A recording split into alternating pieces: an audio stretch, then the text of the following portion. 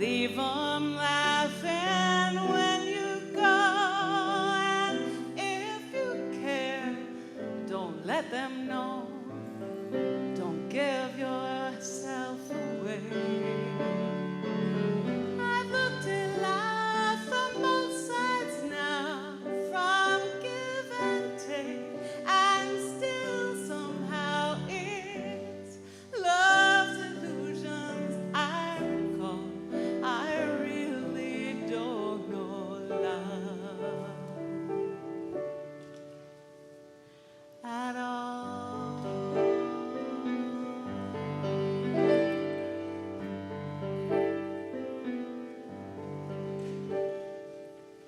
Tears and fears and feeling proud to say I love you right out loud. Dreams and schemes and circus crowds, I've looked at life that way. But now old friends are acting strange.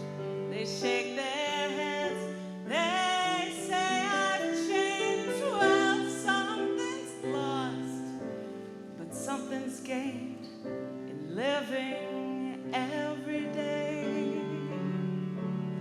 I've looked at life from both sides now, from win and lose, and still somehow it's life's illusions I recall.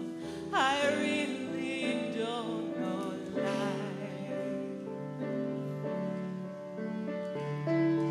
I've looked at life from both sides now, from up and down, and still somehow it's life's illusions I recall.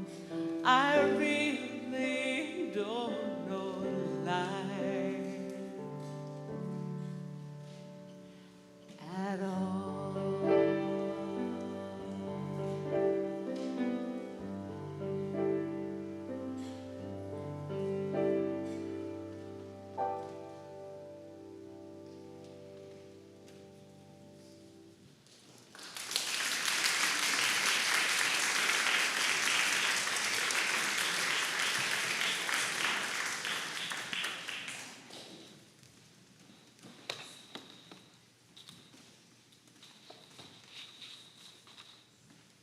Good morning.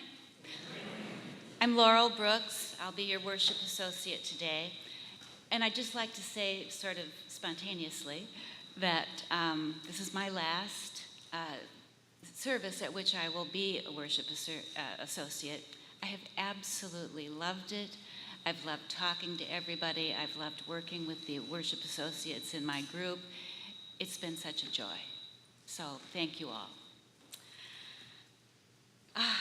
Welcome to the First Unitarian Society of Milwaukee. We welcome people of all genders, all sexualities, ages, races, ethnicities, histories, and bodies. We welcome your mind, your heart, and your spirit. We welcome all you are carrying with you today and all that your heart longs to set down. We welcome the people watching online and participating in person. We are streaming this service live. We extend a special welcome to guests joining us today. If you are a guest, we invite you to fill out a welcome card located in the pew rack in front of you and drop it in the offering plate later in the service. Please also join us for a social hour after the service across the hall in the Leanhouse Common Room. Hearing assist devices and large print hymnals and orders of service in large print can be found at the back of the sanctuary. And there are worship activity bags for children and, yes, for those young at heart. We have a fragrance-free section in the front on the right here if you have that sensitivity. If you're watching online, YouTube has closed captioning available. You can enable that function on the device you're using. Please let us know if you have any difficulty with that at all.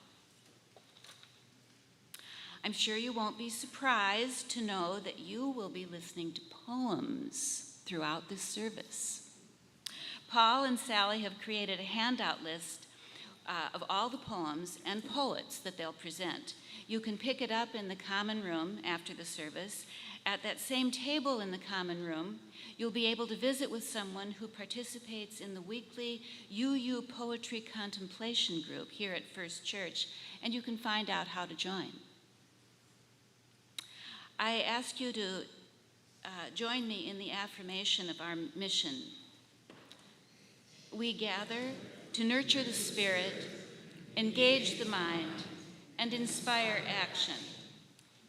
And now I am delighted to introduce our pulpit guests this morning, Paul Kosidowski and Sally Lewis.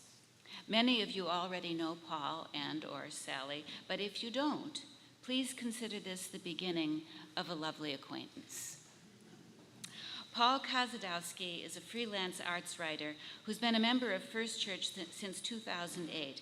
He's served himself as a worship associate and is a member of the choir. Sally Lewis has been a First Church member since 2005 and has had a variety of stewardship roles. She sings in the choir and is thrilled to belong to a church where poetry is valued.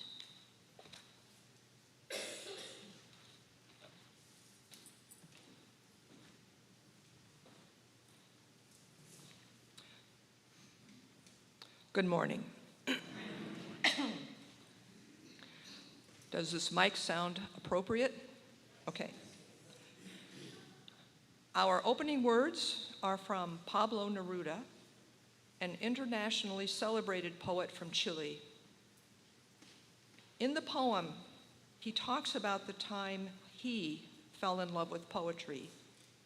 For him, an overwhelming, almost mystical moment in his early life. Here's part of the poem he's written. And it was at that age, poetry arrived in search of me. I don't know. I don't know where it came from winter or a river. I don't know how or when. No, they were not voices. They were not words, nor silence. But from a street, I was summoned. From the branches of night, abruptly from the others, among violent fires, or returning alone, there I was without a face. And it touched me. I did not know what to say. My mouth had no way with names. My eyes were blind, and something started in my soul. And I, infinitesimal being, drunk with the starry void, felt myself a pure part of the abyss. I wheeled with the stars. My heart broke loose on the wind.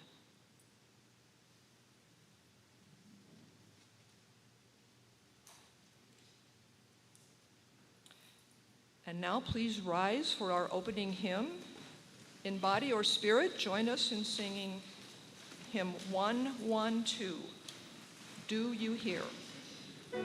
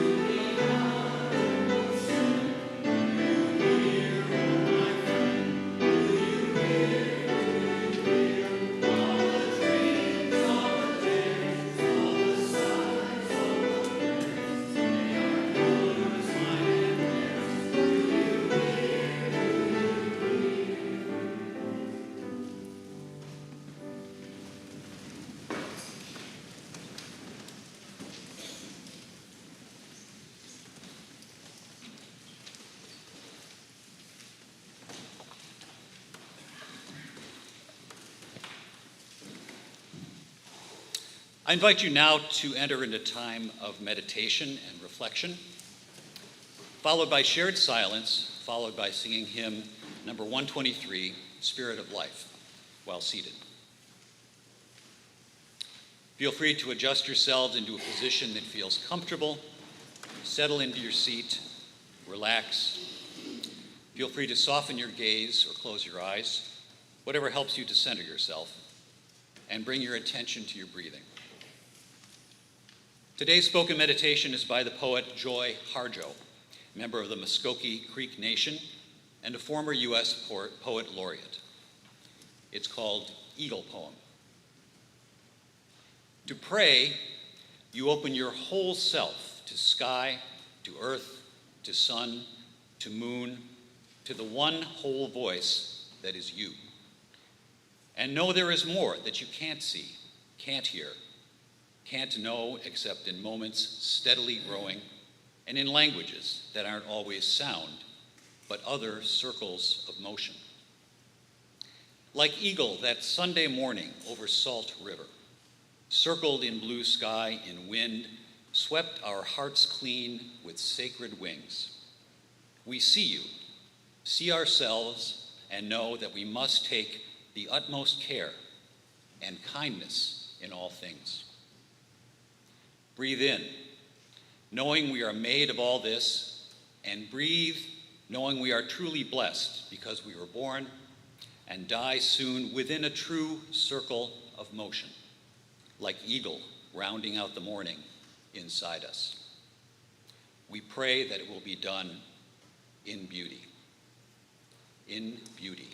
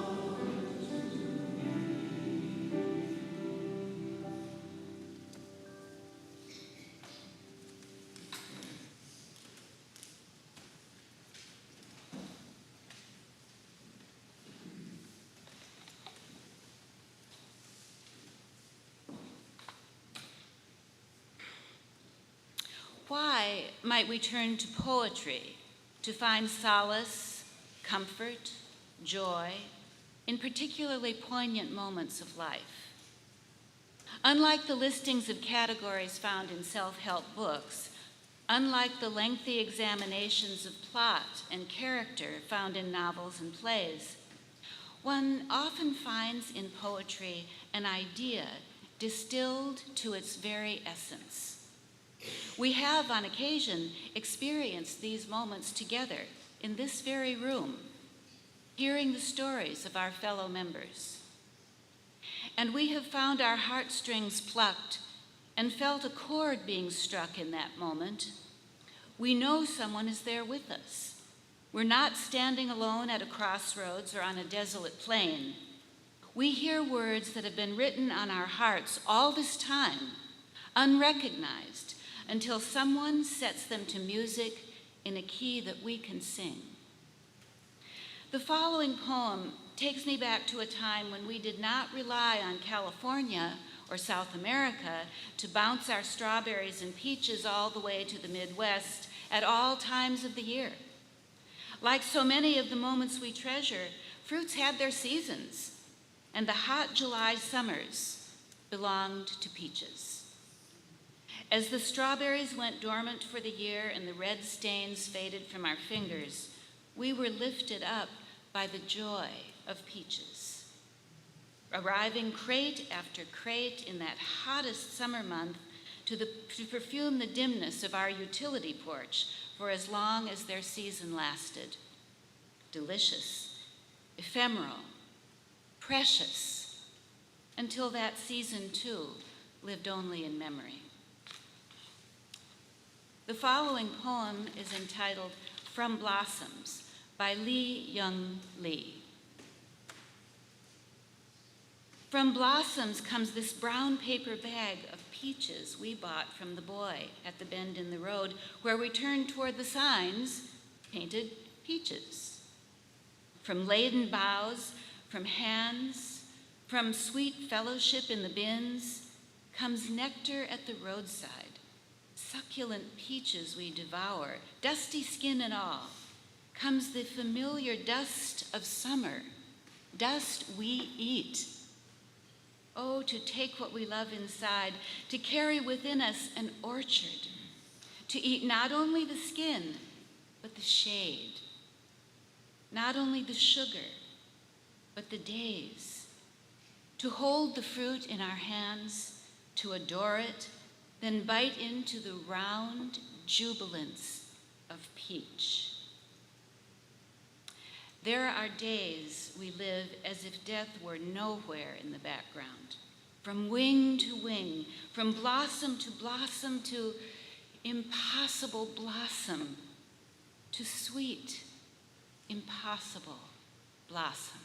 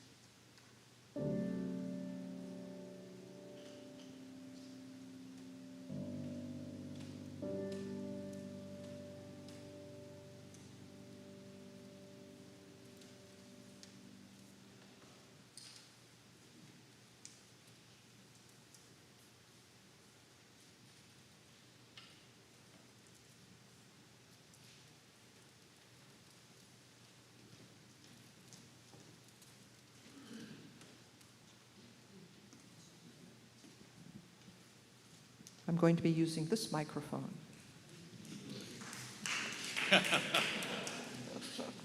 Sound guy to the rescue.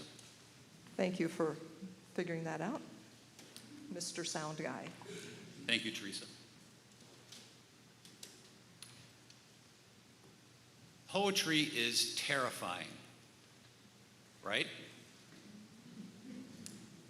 Maybe you were asked to recite some Henry Wadsworth Longfellow in 5th grade in front of the whole class, and you noticed your two best friends in the back row snickering at you. Or maybe you in college had to write a report on Allen Ginsberg, and you read his poetry and read his poetry some more. And the only thing you really were able to figure out about Allen Ginsberg was that he liked to get high. And you know, Paul, then there's teachers who emphasize vocabulary like alliteration, sonnet, iambic, pentameter, villanelle. All of this can distract us from the delight or the mystery or the story that the poem is offering us. And you know what? There's a poem about this very thing, and its title is Introduction to Poetry by Billy Collins. I asked them to take a poem and hold it up to the light like a color slide, or press an ear against its hive. I say, drop a mouse into a poem and watch him probe his way out. Or walk inside the poem's room and feel the walls for a light switch. I want them to water ski across the surface of a poem, waving at the author's name on the shore. But all they want to do is tie the poem to a chair with rope and torture a confession out of it. They begin beating it with a hose to find out what it really means. So Billy Collins assures us that poetry doesn't have to be academic or difficult or just plain incomprehensible or crazy. This morning, Paul and I will share our love of and fascination with poetry. Whether you are a regular poetry reader or someone who really doesn't see the point of it, we hope you'll find new ways to connect with poetry after we're done. I have an evolving relationship with poetry. I studied literature in college, but stayed away from poetry classes and even reading poetry. Later in life, however, that changed. About 5 years ago, during a particularly challenging time, I started the practice of getting up early and reading and sitting with a single poem for 20 minutes or so every morning. Surprisingly, this practice brought me joy, comfort, and in a strange way, companionship. And poetry became more of my day-to-day than it had been before. I came to poetry through my dad. My dad loved poetry and read poems to me when I was young, not just children's rhymes, but adult poems. One of Dad's favorites was The Solitary Reaper by William Wordsworth. Maybe he liked it because Dad grew up plowing with horses on a subsistence farm in northern Indiana. Another of my dad's favorites was The Rubaiyat of Omar Khayyam.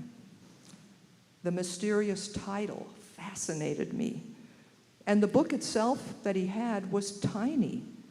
It was a 4 by 6 inches Armed Services edition. It had been distributed to my dad when he was a soldier in World War II. I imagine Dad carried the Rubaiyat into battle in his cargo pocket. So that's how we came to love poetry. But why talk about it now? Why share it with all of you? Why put it forward as something as a spiritual practice? Why poetry?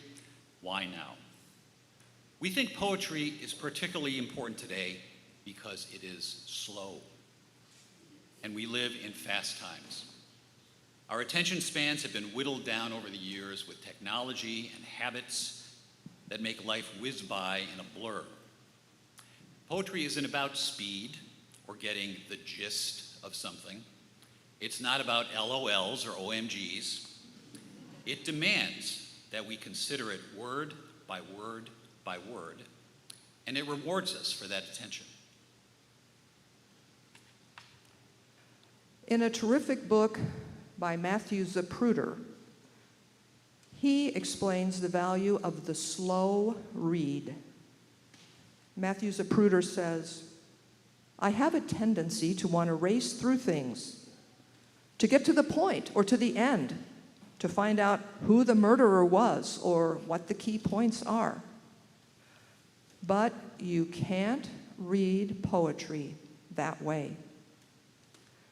Reading poetry has the salutary effect on me of forcing me to read and think at a different pace than the rest of my life demands." So poets often try to capture that experience, the self-discovery, the reflection. They're striving for this different pace that goes with the solitude of nature, the clarity of stillness and silence. In just 5 lines, Mary Oliver captures the urgency we feel sometimes to claim time for reflection and self-discovery. Her poem is titled "The Old Poets of China." Wherever I am, the world comes after me. It offers me its busyness. It does not believe that I do not want it. Now I understand why the old poets of China went so high and so far into the mountains, then crept into the pale mist. It's only by slowing down that we can zero in on what poetry has to offer. Insight, rich imagery that helps us see the world in new ways, the music of language, and life's challenges. For poetry doesn't always offer comfort and good feeling. It digs deep, and it encourages us to dig deep, and often poses questions that might remain unanswered. When it lets us sit with those unanswered questions, I think that's when poetry is at its most spiritual. We're going to share some of the ways that poetry can be a part of a spiritual practice that can enrich our lives. So, what can poetry do? First, poetry captures the past. It can help us mourn and remember. Poetry has always been about remembering. The first poems, in fact, existed before written language. Thousands of years ago, our ancestors realized that putting a story into a rhythm, a meter, and a rhyme scheme helps lodge it in the brain. It helps us remember. And remembering need not just be a reminder of someone who lived or something that happened. When a good poem remembers, it offers insight and empathy, and perhaps a communion with another person whose memories might just intersect with yours. In her poem, Before, the current U.S. Poet Laureate, Ada Limon, mourns her parents' divorce, but does so by celebrating a very precise memory, writing on her father's Harley. We all know about Harleys, right? But later in her life, the road they shared becomes the road that separates them. Before. No shoes and a glossy red helmet, I rode on the back of my dad's Harley at 7 years old. Before the divorce, before the new apartment, before the new marriage, before the apple tree, before the ceramics in the garbage, before the dog's chain, before the koi were all eaten by the crane. Before the road between us, there was the road beneath us, and I was just big enough not to let go. Henno Road, creek just below, rough wind, chicken legs, and I never knew survival was like that. If you live, you look back and beg for it again, the hazardous bliss before you would know what you would miss.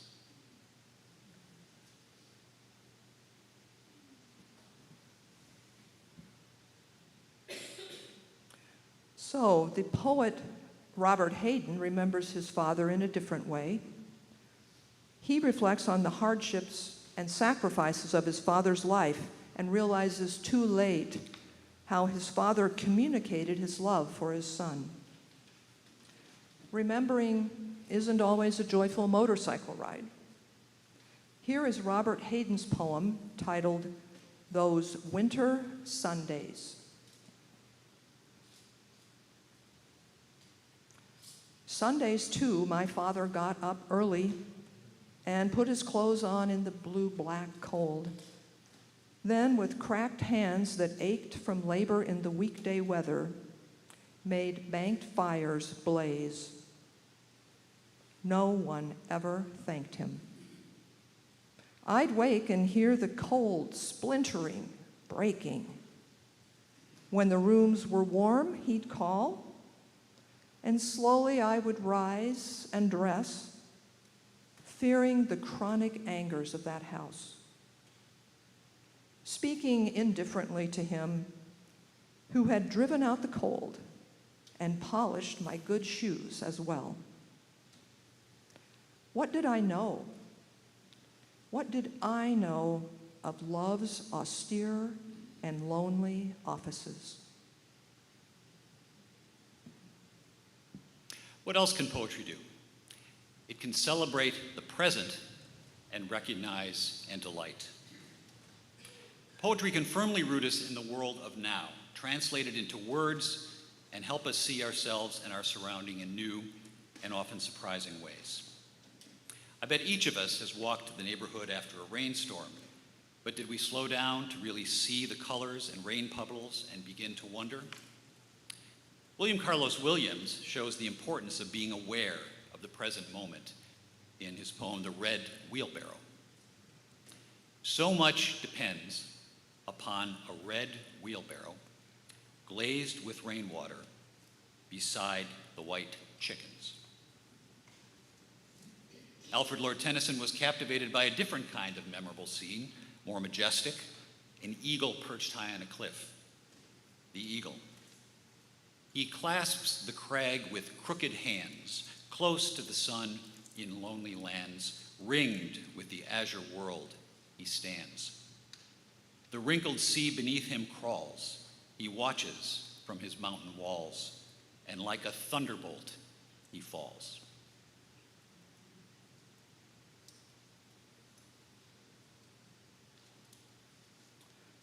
Poems encourage us to see the world in its fullness, joy and tragedy, the mundane and the transcendent, and to enrich our understanding of the world by digging into complexity.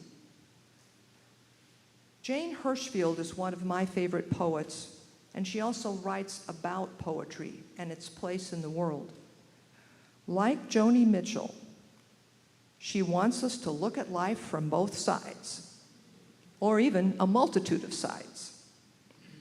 Jane Hirschfield says, quote, "It's my nature as a poet to question, to look at the opposite side.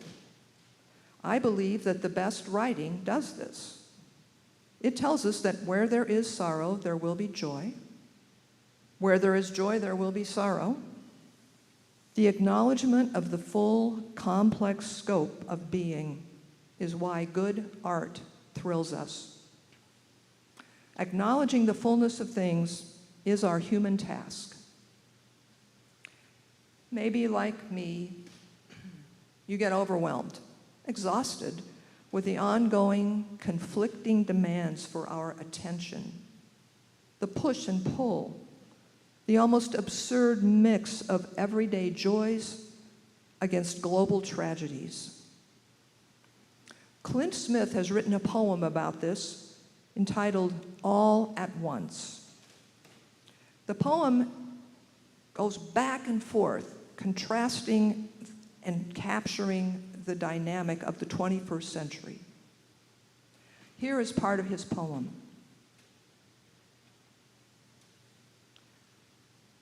The redwoods are on fire in California. A flood submerges a neighborhood that sat quiet on the coast for 3 centuries. A child takes their first steps and tumbles into a father's arms. 2 people in New Orleans fall in love under an oak tree whose branches bend like sorrow. A forest of seeds are planted in new soil. A glacier melts into the ocean and the sea climbs closer to the land.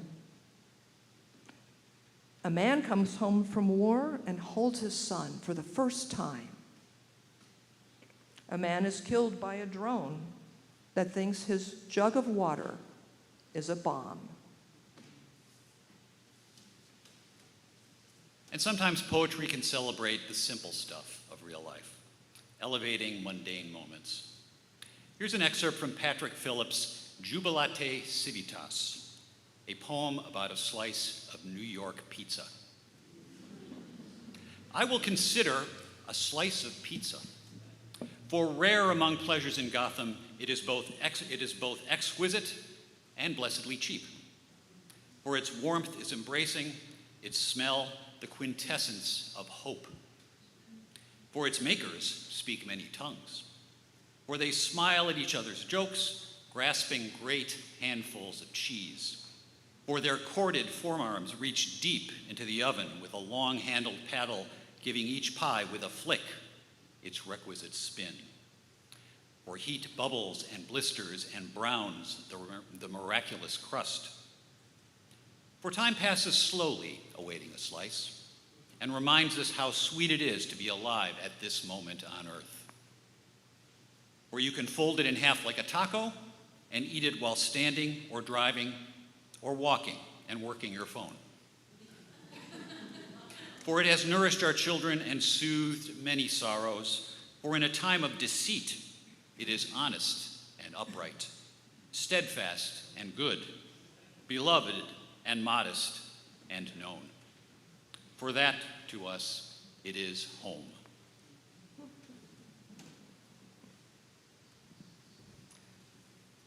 Poetry celebrates rhymes and rhythms and sounds just for their own sake, just for fun. There's a lot of silliness and puns to be found in poetry. Think of one we probably all learned about as a child, the limerick. There was an old man of Blackheath who sat on his set of false teeth. Said he with a start, "Oh Lord, bless my heart, I have bitten myself underneath."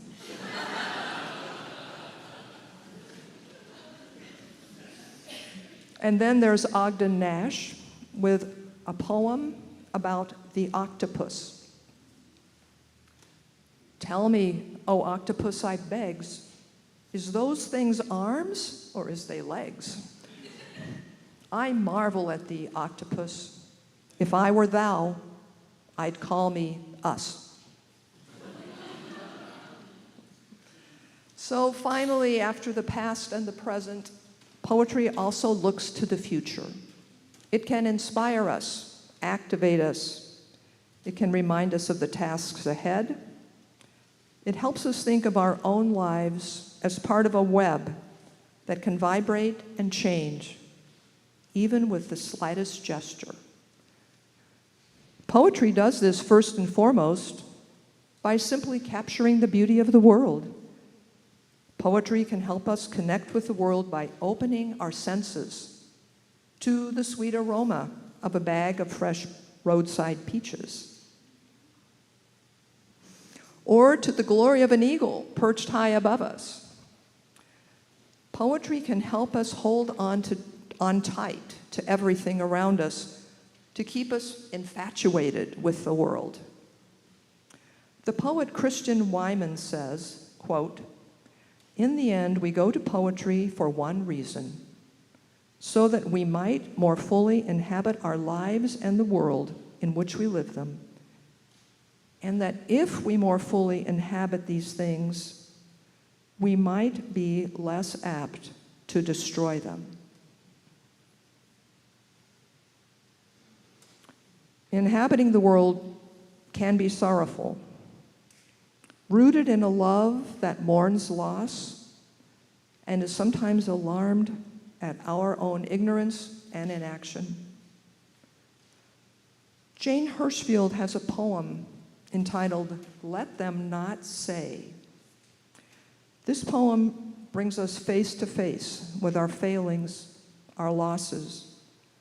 Her poem does not let us off the hook. She holds us accountable for errors of the past, challenges us to clearly see the future toward which we are headed.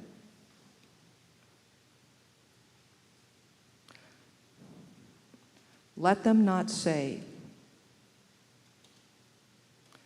Let them not say, "We did not see it. We saw." Let them not say, "We did not hear it. We heard."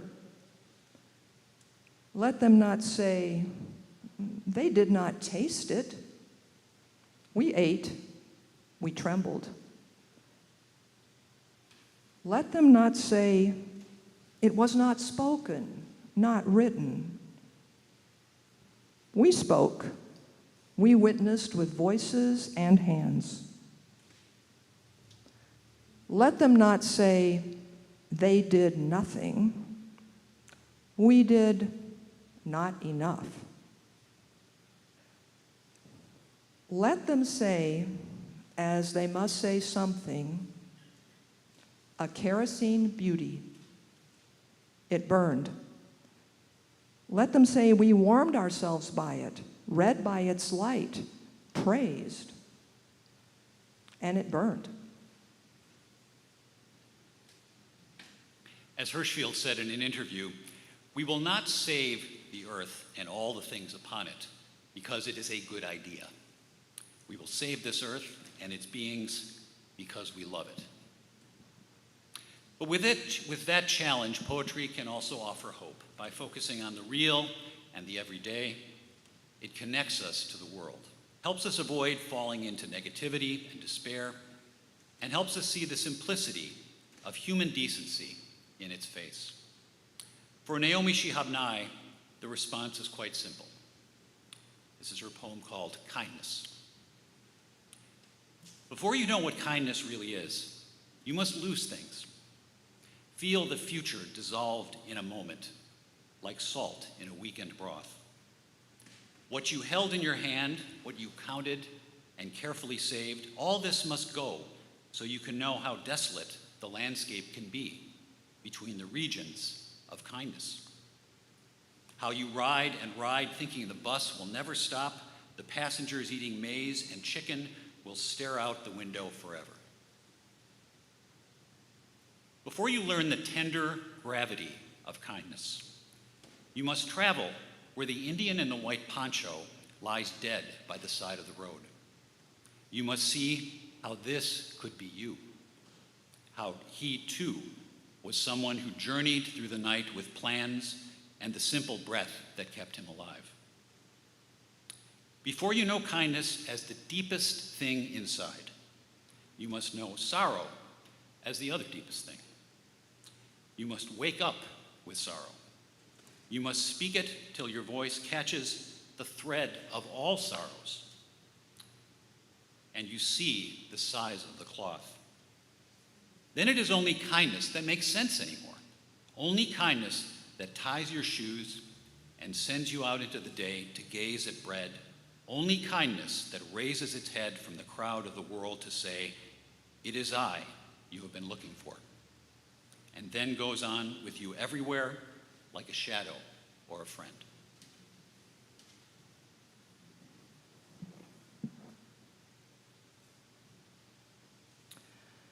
As Naomi Shihab Nye's words suggest, poetry can offer solace and reassurance. It can even suggest a way forward and inspire us to be brave. One of my favorite poems along this line is by Gary Snyder, It's titled For the Children. He wrote it about 50 years ago. For the children. The rising hills, the slopes of statistics lie before us. The steep climb of everything going up, up, as we all go down. In the next century, or the one beyond that, they say, are valleys, pastures. We can meet there in peace if we make it. To climb these coming crests, one word to you and your children. Stay together, learn the flowers, go light. So as we leave the sanctuary today and stride into the new week, remember, poetry invites us to notice and celebrate little things and be deeply aware of the varieties of the human condition. A poem can embrace our grief, explore a mystical vision, laugh at an octopus, celebrate a ripe peach, and speak frankly of tragic wrongdoing. When we give sustained and generous attention to reading a poem, we can escape for a little while the many other tugs of our days. So we invite you to read a poem when you want to slow down, remember the past, process grief, and encounter hope, or to find a companion for your unanswered questions. Be challenged by truth and inspired to action. May it be so.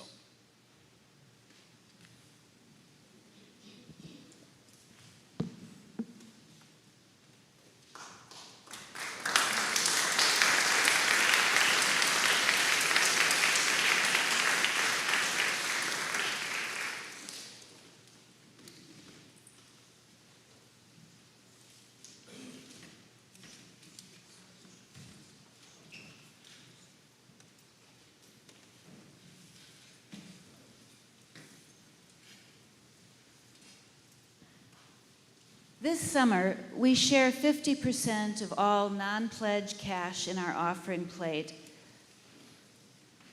Wisconsin Unitarian Universal State Action Network. To contribute, put cash or checks made out to WUSAN, W-U-U-S-A-N, in the offering plate, and we will forward it for you. Or text 73256 with message "Give to UU." To contribute to First Church, give cash or checks made out to FUSM in the offering plate, or text to give with a credit card or debit. Just text 73256 with the message "Give to UU" for pledge payments or non-pledge gifts, and follow the prompts. As always, thank you for your generosity.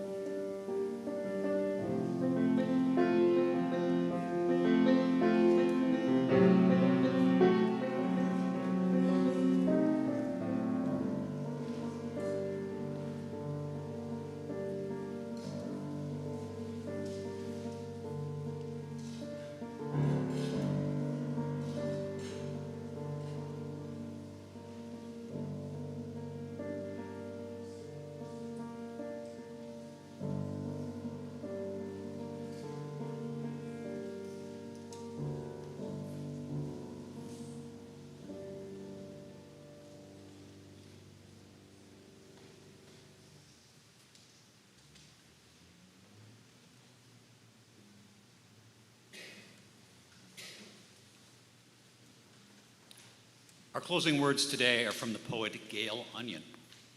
This is called Poetry Bathing. Poetry bathing, an hour spent reading favorite poetry. Sometimes there is ecstasy, a respite from care. Sometimes reassurance that the world has meaning. There is wonder and awe, and how to find peace in the mystery. Sometimes there is rejoicing, sometimes there is lamenting. Sometimes the words are beautiful music or a necessary silence, as the poem ends in a soft hush, ineffable beauty as in the forest. Sometimes the poem is like a letter that begins, "My dearest, I am so sorry," or "I love you."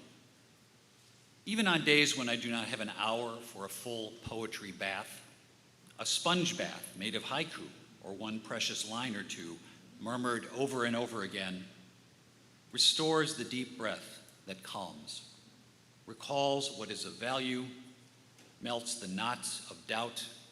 A mute voice in me is liberated. The poem has left me its wings and wisdom. The windows of perception are cleansed.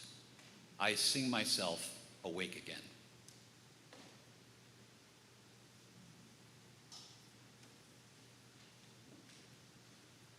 Please rise in body or spirit, and join us in our recessional hymn, "Love Will Guide Us," number 131 in the blue hymnals.